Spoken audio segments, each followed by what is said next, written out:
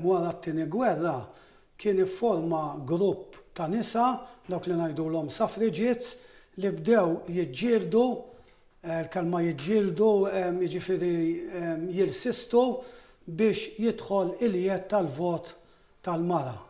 Kienet ġlieda li ħalliet il-frott, fil-fatt kien bħal dan iż-żmien 70 sena li n-nisa f'pajjiżna vvutaw għall-ewwel darba. Dan fl-elezzjoni tal-1947 illi saret fuq 3 ijiem, il-25, il-26 u s-27 ta' Ottubru.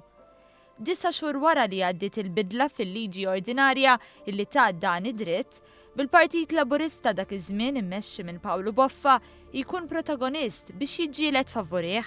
L-ewwel liġi li għaddiet kienet fis-7 ta' Frar 1947, dak iż-żmien kellna Kunsill tal-Gvern li kien twaqqaf bil-Kostituzzjoni tal-1939. Dan kellu maġġoranza ta' membri mill-Partit Laburista u li kienu membri eletti u kellek ukoll il-membri uffiċjali, dawk li kienu nominati mill-gvern ta' dak iż-żmien, il-Gvern Ingliż f'Malta. Din il-liġi għaddiet kienet ordinanza numru 5 tal-1947. Però ma kienx liġi li għaddiet kif ġiepu laħaq. Fost daw kontra li n-nisa jingħataw id-dritt tal-vot kien hemm il-Knisja f'Malta u l-Partit Nazzjonalista. L-establishment li għal darb'oħra kien maqut kontra drittijiet ġodda. Fuq kollox il-liġi li kienet għaddiet mill-Kunsill tal-Gvern ma kienx biżżejjed u kien jeħtieġ bidla kostituzzjonali. Meta il-Gvern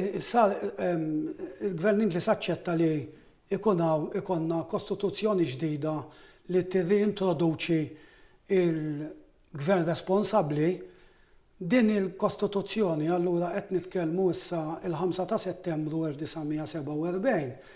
F'din il-Kostituzzjoni tnaqqxet jew tnaqqax provvediment li kien allura kostituzzjonalment jagħti dritt tal-vot lil-mara. U bl-elezzjoni ssir bil-vot tan-nisa, issa kulħadd trid jinfluwenza lil-mara biex tagħżel il-partit tiegħu.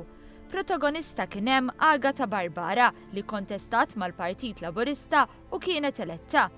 Il-Professur Manġon ifisser dan bħala wieħed mill-akbar avvenimenti fl-istorja ta' pajjiżna. Li kien fil-fema tiegħi fl-istorja leġislattiva, fl-istorja kostituzzjonali, fl-istorja soċjali, fl-istorja demokratika ta' pajjiżna kien wieħed mill-ikbar avvenimenti li seħħew fis-seklu 20 u anki fl-istorja ta' kull żmien.